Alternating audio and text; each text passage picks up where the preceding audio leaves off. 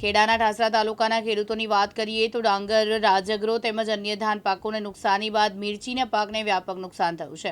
લગભગ ખેડૂતોની 110 દિવસની મજૂરી તેમજ વીઘે 25,000નો ખર્ચ કરી મિર્ચીનું વાવેતર કર્યું હતું.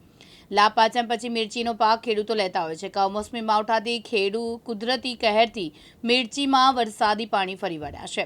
જગતના તાતમાં મોંમાં આવેલો કોળિયો નાથે ઝૂંટવી લીધો છે.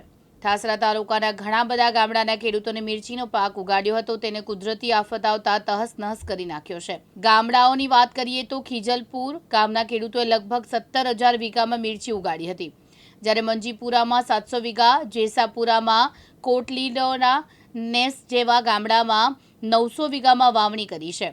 ટોટલ 3800 વીઘામાં મિર્ચીની વાવણી કરી છે અને કરોડો રૂપિયાનો ખર્ચ આ ગામડાના ખેડૂતો દ્વારા કરાયો છે.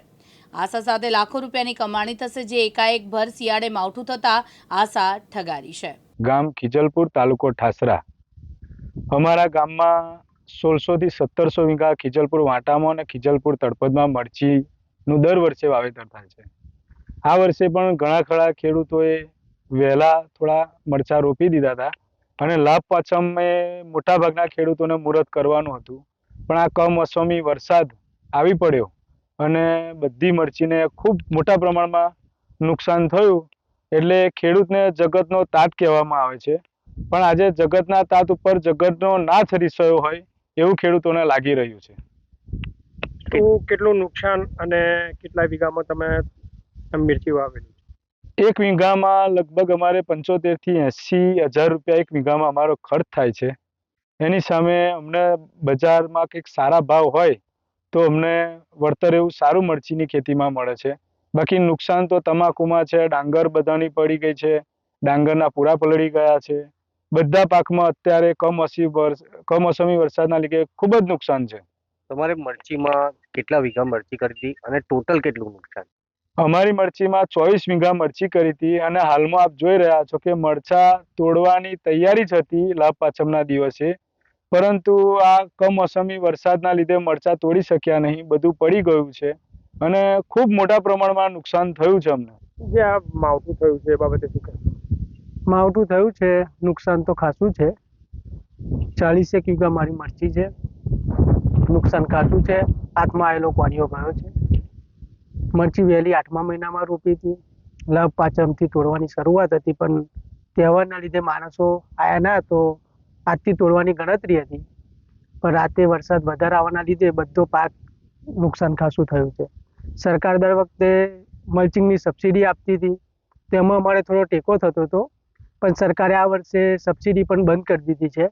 તો સરકારને એટલો આગ્રહ કે જે મલ્ચિંગની સબસિડી ચાલતી હતી એ પાછી ચાલુ કરો તો સારું. બીજું શું કહેશો સરકારને આ સહાયમાં? બીજે ખાસો આમ જોવા જઈએ તો 75,000 80,000 ખર્ચો છે.